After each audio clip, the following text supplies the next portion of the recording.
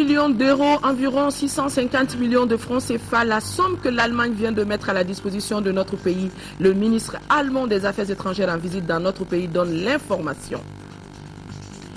Aide humanitaire, la Chine se manifeste, elle offre 3000 tonnes de riz aux populations déplacées, 2 milliards de francs CFA, c'est la valeur du don. Coût de l'électricité, les députés donnent quitus au gouvernement pour aller vers la réduction de son coût trop élevé. Ils ont voté ce matin en plénière 2 projets de loi allant dans ce sens. Campagne de commercialisation du coton, la CMDT fait le point et ambitionne de rester dans l'objectif, à savoir l'atteinte des 500 000 tonnes de coton graines. Nous sommes jeudi 1er novembre, jour aussi de célébration de la Toussaint, fête chrétienne. Mesdames et messieurs, bonsoir et bienvenue dans cette édition. Édition que nous ouvrons par la visite du ministre des Affaires étrangères de la République fédérale d'Allemagne. Après l'étape de Dakar, le ministre est arrivé à Bamako pour une visite de travail de quelques heures. En foulant le sol malien, c'était pour annoncer cette bonne nouvelle. Son pays met 1 million d'euros, soit environ 650 millions de francs CFA à la disposition de notre pays. Il a également souligné que l'Europe a intérêt à soutenir notre lutte dans notre pays, dans la lutte contre le terrorisme. Au cours de la visite, il a été reçu par le président de la République, par intérim, le Premier ministre et à l'Assemblée nationale. Amadou Sankaré a suivi cette visite pour nous. C'est à l'issue d'un bref entretien avec son homologue malien dans le salon d'honneur de l'aéroport international Bamako-Sénou que le ministre des Affaires étrangères de la République fédérale d'Allemagne, Guido Westerwelle, a annoncé que son pays met à la disposition du Mali les montants d'1 million d'euros, soit environ 650 millions de francs CFA. Une enveloppe qui servira à aider les populations éprouvées. Et ce n'est pas tout. En dehors de cet appui, l'Allemagne sera aux côtés du Mali pour la reconquête des régions nord du pays.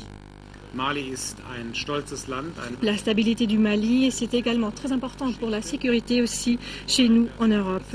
Je salue que mon collègue m'ait informé de la chance qui existe de fixer un calendrier politique, une feuille de route au cours du mois de novembre, que c'est quelque chose de tout à fait réaliste.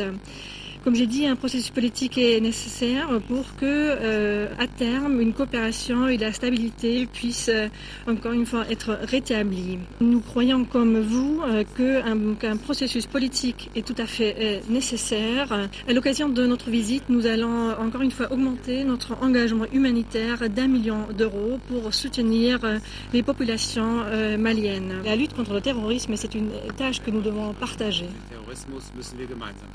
L'Allemagne est le premier État qui a reconnu la République du Mali indépendante. Et cela est important pour nous. Et c'est pour ça que nous accueillons avec beaucoup de plaisir et beaucoup de fierté notre ami ministre des Affaires étrangères. Il va de soi que l'engagement de l'Allemagne est clair aux côtés du Mali. Il va de soi aussi que l'engagement de l'Allemagne pour la laïcité, pour la forme républicaine de l'État, pour la liberté et la démocratie aussi est clair. Et c'est sur cet axe-là que nous travaillons, de manière à ce que le Mali puisse rapidement revenir à son ordre constitutionnel d'antan, à son caractère de pays paisible d'antan, de manière à tout ce que tous les fils du Mali puissent revenir au sein de la République, discuter des problèmes de développement. Au cours de cette visite de quelques heures, le chef de la diplomatie allemande a été reçu en audience par le président de la République par intérim, Dioncounda Traoré. Lors des échanges, la situation politico-sécuritaire a été évoquée. Autres audiences, ce sont celles accordées à Guido Westerwelle par le Premier ministre Dr Cheikh Modibo Diarra et le président de l'Assemblée nationale par intérim, Younousi Touré. Au cours des entretiens, le ministre allemand a réitéré le soutien de son pays au Mali. Le ministre allemand des Affaires étrangères a quitté Bamako cet après-midi. L'ambassadeur algérien dans notre pays, Noureddine Ayadi, a été reçu, lui, en fin de matinée par le président de la République par intérim, Dioncounda Traoré. L'entretien qui a eu lieu en présence On va le voir tout de suite en présence de quelques membres de son cabinet, n'a duré que 45 minutes, selon notre reporter Mariam Sagara, qui nous dit d'autre part que rien n'a filtré de cet entretien du diplomate algérien avec le président de la République par intérim. Le Mali réceptionne 3000 tonnes de riz de la part de la Chine. Ce don d'une valeur de 2 milliards de francs CFA est destiné à venir en aide aux populations en détresse. Signature de l'accord de remise a été conclue entre l'ambassadeur de Chine dans notre pays et le commissaire à la sécurité alimentaire. La cérémonie de signature a été présidée par le président de la République par intérim. Compte rendu de notre reporter Adama Djimdi. À travers cette signature, la République populaire de Chine vient d'offrir 3000 tonnes de riz à notre pays. D'une valeur de près de 2 milliards de francs CFA, ce don contribuera à atténuer la souffrance des populations éprouvées par l'insécurité alimentaire. Cette aide marque l'exemplarité des relations entre Maliens et Chinois. C'est la confirmation de la qualité de l'amitié et de la solidarité entre le peuple de Chine et le peuple du Mali. Et je dois dire que j'ai tenu à être là ce matin pour marquer justement cette qualité de notre coopération bilatérale. Vous savez, la Chine est le premier pays, en tout cas l'un des tout premiers pays, à avoir repris sa coopération bilatérale avec le Mali, depuis que nous nous sommes trouvés dans la situation que vous connaissez. Et je crois que c'est une marque d'amitié à laquelle nous sommes extrêmement sensibles. La Chine, aussitôt, a proclamé sa confiance en le peuple malien et son attachement à notre intégrité territoriale. Ce don, en général, représente une aide sincère du gouvernement et peuple chinois, un ami toujours solidaire du Mali au moment difficile. Il illustre parfaitement les sentiments d'amitié existants entre le peuple chinois et le peuple malien. Depuis les événements de mars dernier, le Mali se trouve face à une crise territoriale et sécuritaire et de multiples difficultés sur beaucoup de plans. Nous nous sommes engagés à mener des actions concrètes pour aider le Mali de sortir le plus tôt possible de la crise et de relever avec succès les défis différents. Nous soutenons avec fermeté l'intégrité du territoire du Mali. Le professeur Traoré et l'ambassadeur ont visité le magasin du premier lot de stock déjà sur place.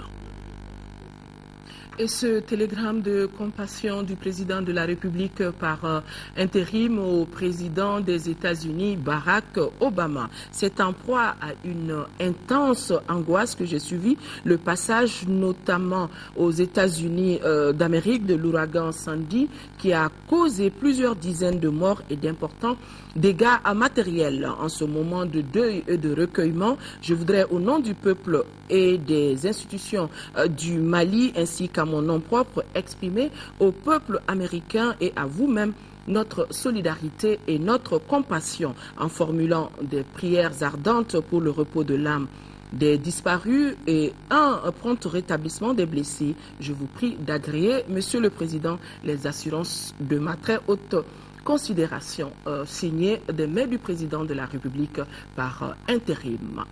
Je vous le disais dans les titres, les députés donnent quitus au gouvernement pour réduire le coût de l'électricité au Mali. Ils ont voté ce matin 2 projets de loi allant dans ce sens. Le premier est relatif à l'accord de presse signé entre le gouvernement et le Fonds africain de développement en février 2012. Le prêt d'un montant de plus de 621 millions de francs CFA vise le financement du projet d'étude de la ligne d'interconnexion électrique Guinée-Mali. Et les questions orales qui devraient être adressées au ministre de l'administration territoriale et de la décentralisation ont tout simplement été reportées à la prochaine séance plénière. Ces questions concernaient la gestion foncière dans le district de Bamako en général et en commune 2 en particulier. Compte rendu de Mohamed Jara. La séance est ouverte. L'exercice a un caractère pédagogique et les échanges entre l'exécutif et le législatif n'ont qu'un seul objectif, discuter des sujets intéressant la vie de la nation. Aujourd'hui, parmi les sujets qui préoccupent les populations maliennes, il y a bien le coût de l'électricité. En abordant la question, le ministre de l'Énergie et de l'Eau a défendu 2 projets de loi. Le premier est relatif au financement du projet d'étude de la ligne d'interconnexion électrique Guinée-Mali. L'accord de prêt qui s'élève à plus de 621 millions de francs CFA est signé entre le gouvernement du Mali et le Fonds africain de développement il y a 17 mois. Le prêt sera remboursé sur 40 ans. Alpha Bokar Nafo a aussi convaincu les députés de la nécessité de ratifier l'accord relatif à une ligne de crédit signée entre le gouvernement du Mali et Export-Import Bank of India. Le prêt de plus de 51 milliards vise le financement de l'interconnexion des réseaux électriques reliant Sikasso à Bamako en passant par Bougouni. La production d'EDM est de 184 MW en période de pointe. Il va de 177 à 184 MW pour faire face à la demande sur le réseau interconnecté. En fonction de cela maintenant, nous avons négocié une interconnexion avec la Côte d'Ivoire. L'interconnexion a eu lieu déjà avec Sikasso. Koutiala, on est en train de faire les essais sur Koutiala. Et Ségou va l'être au plus tard vers la mi-novembre. Dans ces conditions, nous allons avoir, face à la demande, une capacité qui permet de faire face à cette demande-là. Mais le thermique joue un rôle relativement important dans la production électrique. Et c'est ce thermique que nous voulons décroître dans le total de la production. Plus on fera d'interconnexion, plus l'accès au thermique va diminuer, moins nous paierons de carburant et plus l'énergie du Mali sera à l'aise. Selon le ministre, le coût de l'électricité est relativement moins cher au Mali que dans d'autres pays de la sous-région. Aujourd'hui, au Mali, nous sommes à 92 francs CFA le kilowattheure. Il est de 120 au Sénégal. Il est de 140 en République de Guinée. Vous voyez que nous avons le taux le plus bas. Autre projet de loi non moins important adopté par les députés, l'accord de prêt signé le 30 juin 2011 entre le gouvernement du Mali et le Fonds saoudien de développement. Par cet accord, le Fonds saoudien consent au Mali plus de 7 milliards de francs CFA. Cette somme servira à financer partiellement le projet de construction du sud de Guinée. Le dossier était défendu par le ministre de l'Agriculture, Dr Yaranga Koulibaly. Le duel tant attendu ce jeudi à l'Assemblée nationale entre le député Mamadou Diarra et le ministre Moussa Sango Koulibaly n'a pas eu lieu. Le député interpellateur qui souhaiterait avoir des éclaircissements sur ce qu'il appelle le retrait d'attribution de l'eau dans la commune de Bamako a pris acte de cette décision. Des dizaines de personnes concernées par la question sont réparties avec un certain sentiment de déception. Voilà, le ministre de l'administration territoriale qui était attendu à l'Assemblée nationale, cette fois-ci, on le retrouve sur un autre lieu d'activité. Le ministre Sango Koulibaly a rencontré les représentants des partis politiques autour des questions, à savoir l'audit du fichier électoral, le préparatif des élections et le calendrier électoral et des questions diverses. Au cours de cette réunion, il s'agissait aussi de discuter avec les partis politiques de l'organisation de l'élection présidentielle. Mahamadou Doumbia. C'est l'audit du fichier électoral, les préparatifs des élections et du calendrier électoral, les divers que les présidents et représentants des partis politiques ont discuté amplement et souvent avec passion. La situation sociopolitique actuelle du Mali oblige. Après le coup d'État de mars 2012, le 26 avril dernier, au cours du sommet extraordinaire des chefs d'État et de gouvernement de la CEDEAO, la période de transition au Mali a été fixée à 12 mois, au cours de laquelle l'élection présidentielle doit être organisée, c'est-à-dire en avril 2013. Les principales missions assignées à ce gouvernement de transition consistent en la récupération des régions de Gao, Kidal, Tombouctou, mais aussi permettre de sortir de la crise institutionnelle que nous traversons actuellement. Ce cadre de concertation qui jusque-là s'est focalisé sur la crise institutionnelle, à mon sens, doit désormais étendre ses visions, ses réflexions à tous les aspects de la vie de la nation. Pour mener à bon port cette élection présidentielle, le gouvernement a décidé de faire l'état des lieux du fichier électoral consensuel et d'évaluer le fichier du RAVEC, du recensement administratif à vocation état civil et l'organisation de l'élection présidentielle en avril 2013. Nous sommes parfaitement d'accord et nous pensons qu'il faut aller vers l'organisation et la tenue des élections en 2013. Le Mali, c'est un tout. C'est une nation. Les problèmes sont nombreux et variés et tout est indissociable. Mais pour autant, nous avons toujours dit et nous maintenons priorité absolue à la libération du Nord.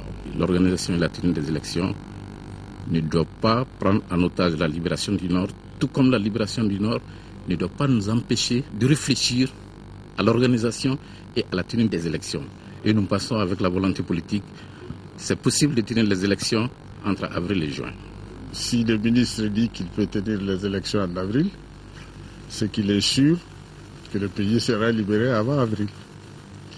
Donc, si tel est le cas, nous applaudissons.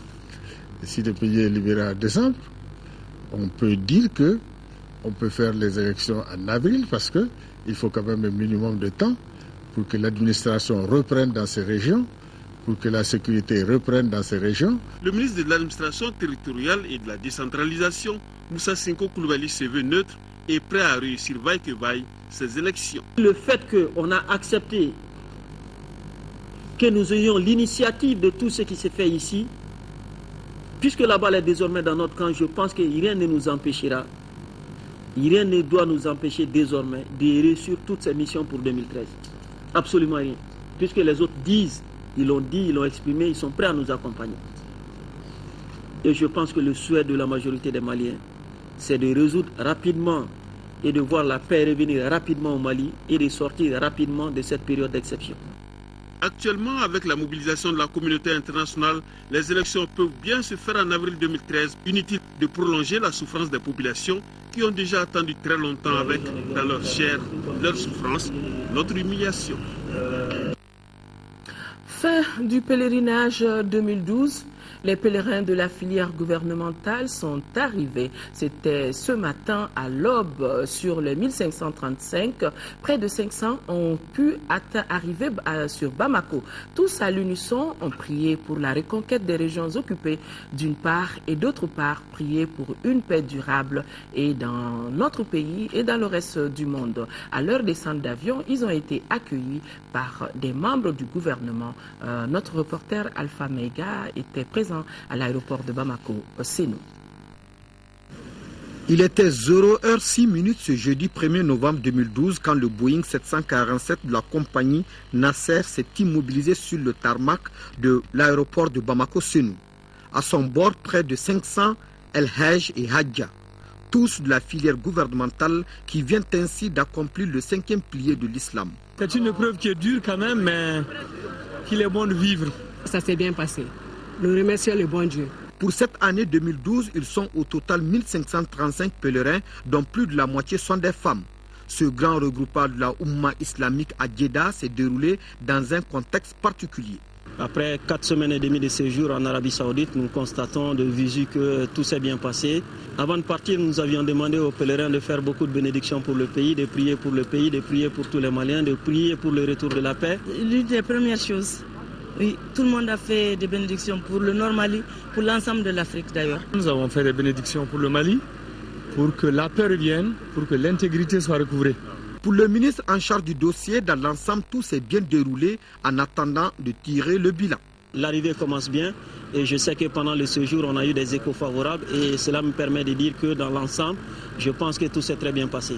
Mais nous verrons bien avec l'arrivée de tous les pèlerins, voir ce qu'on peut améliorer et ce qu'il faut ajouter pour les campagnes prochaines. Il est attendu le reste des pèlerins dans les jours à venir. À la date d'aujourd'hui, 12 stations relais TV FM, dont celles de Mourdia, Kangaré et Mondoro, ont été livrées à cause de la crise sécuritaire. Les 3 stations du septentrion, notamment Taoudeni, Otagopuna et Anefis, n'ont pas pu être réalisées. C'est l'une des principales informations fournies au cours de la 30e session du conseil d'administration de l'Office Radio-Télévision du Mali, ORTM. Première session de l'année 2012, elle était axée sur le compte-rendu de la 29e session ordinaire, le rapport d'activité 2011 et celui de l'inventaire des biens et matériels de la structure. Il s'agissait aussi surtout des matériels perdus lors des événements du 22 mars dernier. Ramata Konaté a suivi cette session. Voici son reportage. Loin d'un simple exercice de routine, la 30e session ordinaire de l'ORTM se veut un espace d'échange pour rehausser la qualité des productions au niveau de cette structure.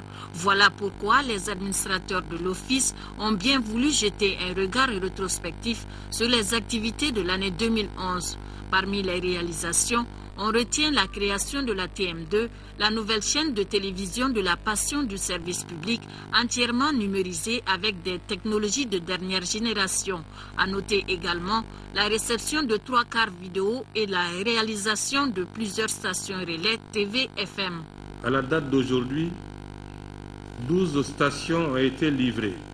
Du fait de la situation sécuritaire, 3 stations qui devaient être installées dans les localités au nord ont été déprogrammées. Il s'agit de celles de Taoudeni, de Ouattaguna et d'Anefis. 3 autres stations sont en cours de réalisation dans le sud pour boucler la première phase des 15 stations à installer. Il s'agit de Sebekoro, Fourou et Baye dans les cercles de Kenyeba. Ces projets font partie du volet extension de la couverture de la télévision et de la radio, l'un des axes importants du plan directeur de développement de l'ORTM. Qu'il s'agisse donc des domaines de l'information ou de l'amélioration de la qualité des productions allant dans le sens du développement du pays, le numéro 1 du département en charge de la communication s'est adressé aux uns et aux autres en ces termes. Les tâches prioritaires du gouvernement de transition, à savoir d'une part la reconquête du territoire, est une tâche essentielle de l'ORTM. Sa contribution y sera très grande. Le tissu Mali est aujourd'hui, sinon en lambeaux, en tout cas suffisamment déchiré.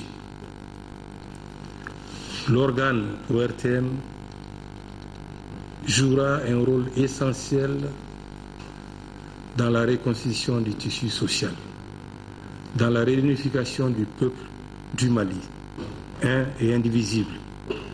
Pour tout cela, notre mission est grande à ses côtés. Le Nord est reconquis, le tissu social recousu.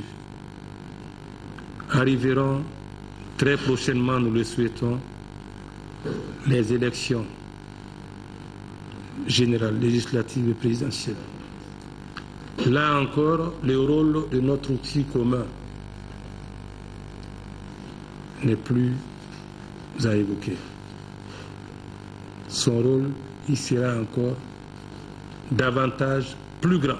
Autre point saillant de cette première session de l'année 2012, le compte rendu de la 29e session ordinaire et l'examen du procès verbal de l'inventaire des biens et matériels de l'ORTM, notamment ceux perdus lors des événements du 22 mars dernier.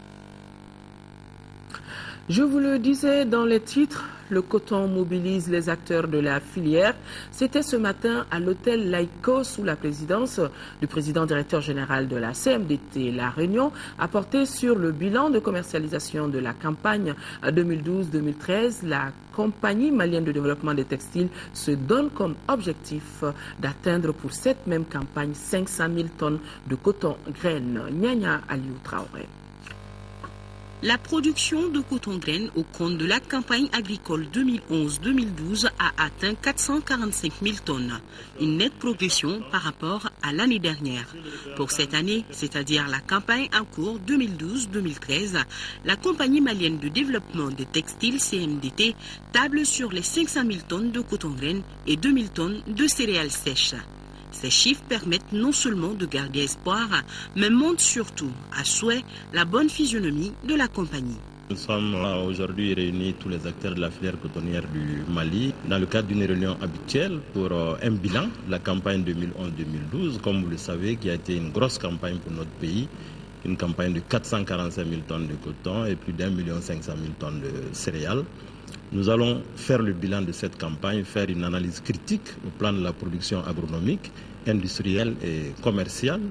Aussi, jeter les bonnes bases pour le démarrage de la campagne 2012-2013. La campagne en cours se présente déjà sous de bons auspices. La CMDT et ses partenaires, fidèles à leur engagement, accompagnent les producteurs.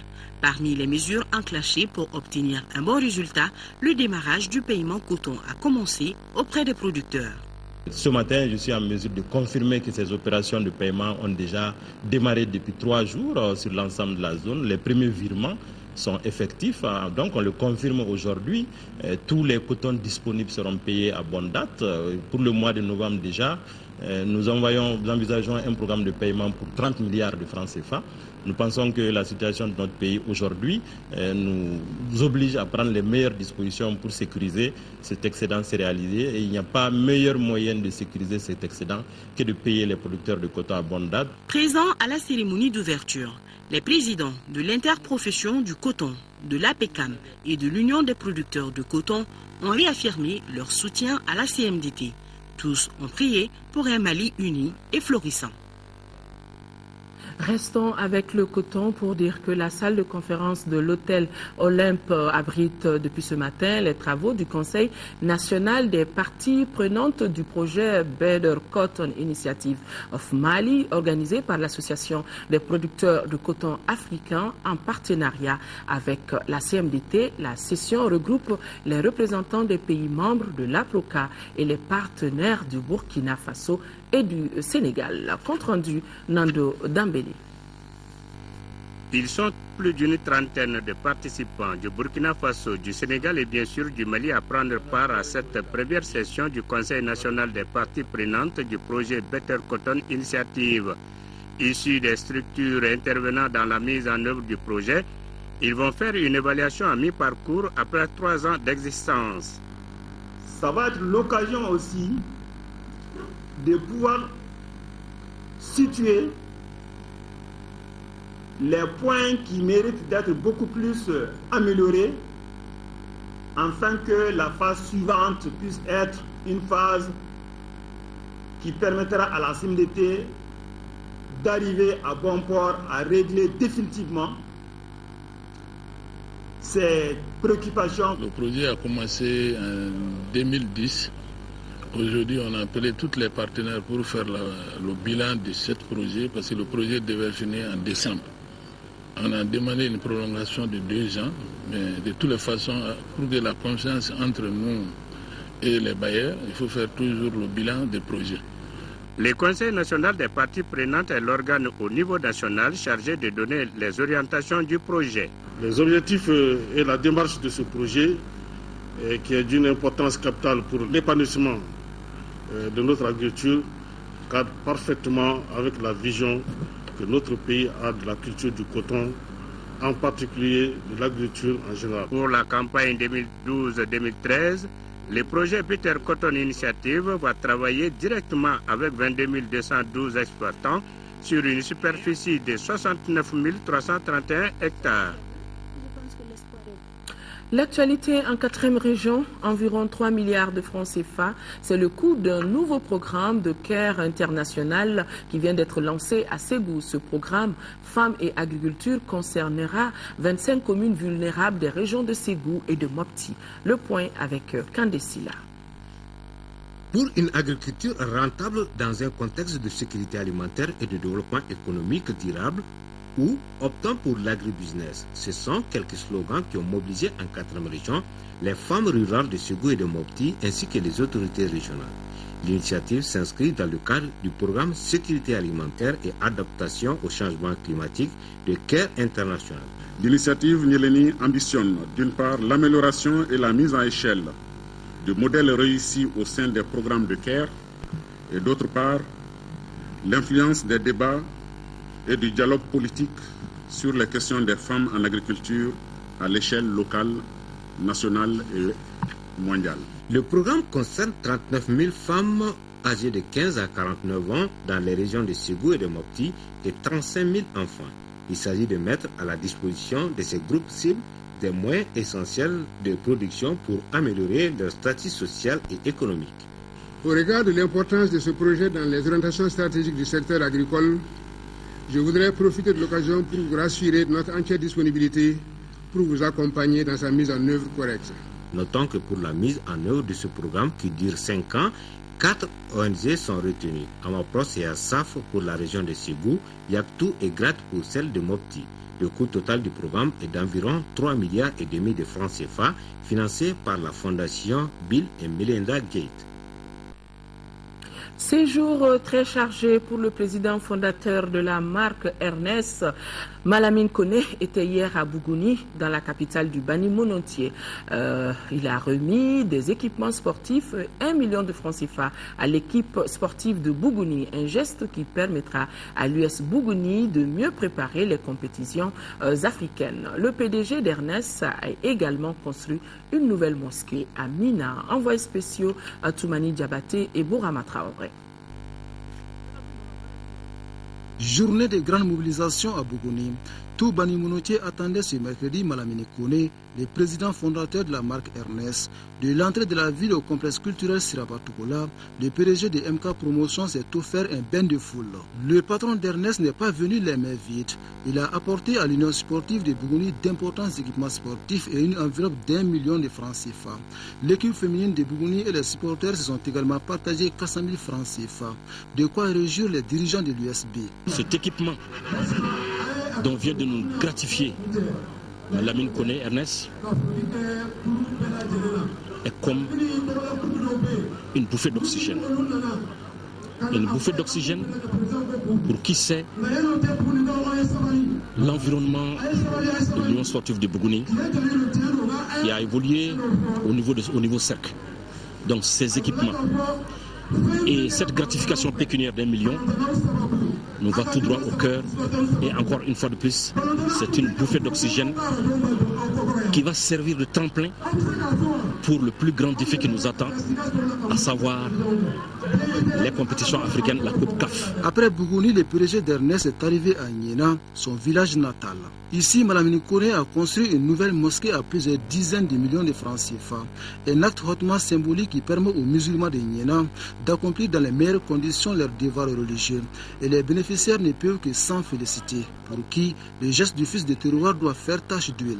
À l'imam de la nouvelle mosquée de Niena, le PDG de MK Promotion a remis les 5 Korans et un tapis de prière.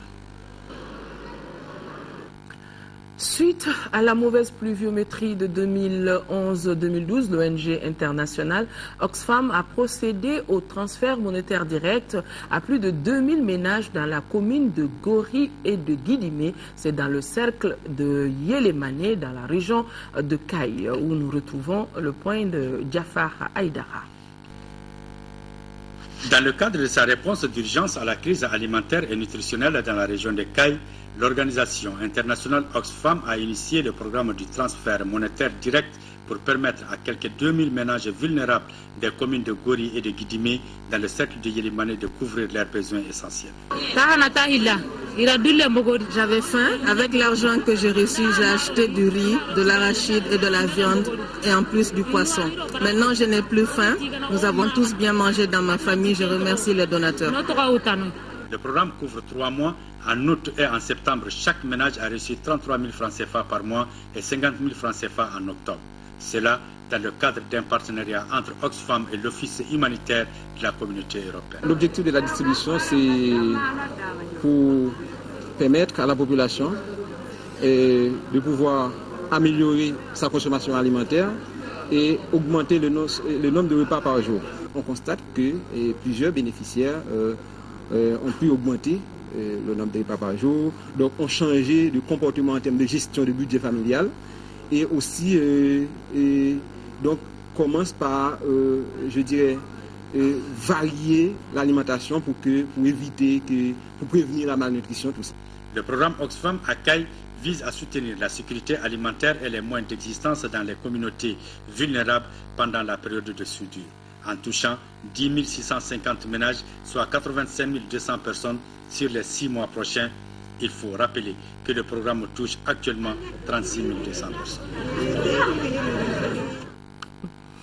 Randgold Resources, conjointement avec d'autres sociétés minières opérant dans notre pays, a procédé hier à l'hôtel Salam à la remise de chèques géants d'une valeur de 382 millions de francs CFA à Endfond et à la fondation Helen Keller. Ces fonds permettront de poursuivre les actions entreprises pour lutter contre les maladies tropicales négligées dans notre pays. Nous retrouvons Daouda Sidiki Diarra pour son compte-rendu. Ceci est un appui important dans la lutte contre les maladies tropicales négligées dans notre pays, notamment le trachome, la filariose lymphatique, l'onchocercose, entre autres. En remettant ce chèque géant d'une valeur de 382 millions de francs CFA à Endfond et à la Fondation Helen Keller International, Randgold Resources et d'autres sociétés minières opérant au Mali entendent pallier l'interruption du programme de traitement de masse suite aux événements survenus dans notre pays en mars 2012. Lorsque le bailleur USAID a suspendu son appui financier, nous avons été saisis. Donc, du coup, les discussions que nous avons menées avec Dr Marc Bristow ont été riches en passion et c'est le résultat de cette discussion qui nous donne cette cérémonie à laquelle vous participez présentement. Nous disons merci à tous ces généreux donateurs des compagnies minières. Les maladies tropicales négligées provoquent la cécité des douleurs chroniques, la défiguration et la malnutrition. L'éradication de ces maladies exige des traitements continus et une surveillance post-endémique durant de nombreuses années. Pour cela, un plan a été élaboré. Ce plan, c'est l'échéance 2012-2016 et vise l'élimination de ces maladies au Mali. Les contributions que vous mobiliserez aujourd'hui ou dans un avenir proche, dans la lutte, pour la lutte contre les maladies tropicales négligées, vont bien sûr de façon potentiellement et rationnellement efficace contribuer au financement de ce plan pour le bien-être des populations maliennes. Ces fonds devront permettre à la Fondation Helen Keller et plus de 30 000 distributeurs au plan national d'œuvrer pour la distribution des médicaments aux populations malades qui en ont tant besoin. Du sport football dans ce journal, le Djoliba Athletic Club va jouer demain à Khartoum contre Al-Hilal en demi-finale allée de la Coupe de la Confédération. Les Rouges comptent faire un bon résultat avant le retour prévu dans une semaine à Bamako. Notre reporter Siragatou Sissé a fait un tour sur le terrain d'entraînement du Djoliba juste avant leur départ sur Khartoum. Ce vendredi 2 novembre 2012, sera un jour historique pour le Djoliba Assi. C'est la première fois depuis sa création en 1960 que les Rouges disputent le carré d'as d'une compétition africaine de football en phase de poule. L'instant est unique dans la vie du club. En s'engageant dans cette Coupe de la Confédération, le Djoliba s'est fait respecter malgré le faux pas de Dolozi au Congo. On va tout faire pour avoir un résultat qui nous arrange dès à Khartoum. Donc je pense que si on arrive à faire un bon match là-bas, je pense que le retour, on va bien le gérer chez nous parce qu'on se sent bien chez nous. Donc je pense qu'on va continuer de prouver ce qu'on a toujours fait durant toute cette compétition chez nous. Cette demi-finale allée à l'extérieur représente beaucoup pour le Djoliba Assi. On est vraiment prêt pour faire quand même une bonne prestation là-bas au Soudan. C'est un club habitué aux compétitions internationales. Même s'ils n'ont rien apporté, ils ont quand même régulièrement joué les Ligues des Champions et cette coupe. C'est une équipe expérimentée par rapport à la nôtre. À Omdurman, théâtre d'exploit des clubs soudanais, le Djoliba Assi usera de tout son poids pour résister à la pression. Un rappel de taille. Lors de la saison 2009-2010, le Djoliba Assi et El Hilal figuraient dans la poule A de la Coupe de la Confédération. À l'aller, les Soudanais avaient gagné 2-1. et au retour, le Djoliba s'imposait 2-0. Ce match Djoliba AC El Hilal sera à nouveau électrique. Si le Djoliba a été champion du Mali, El Hilal, lui, est leader de la première ligue soudanaise, 67 points à une journée de la fin. Le Djoliba AC est en train de se diriger tout droit vers une saison exceptionnelle, tant au plan national que continental. Le virage de la finale passe par un bon comportement d'ensemble des hommes du technicien Alou Badara Diallo dans l'entrée surchauffée d'Omdurman.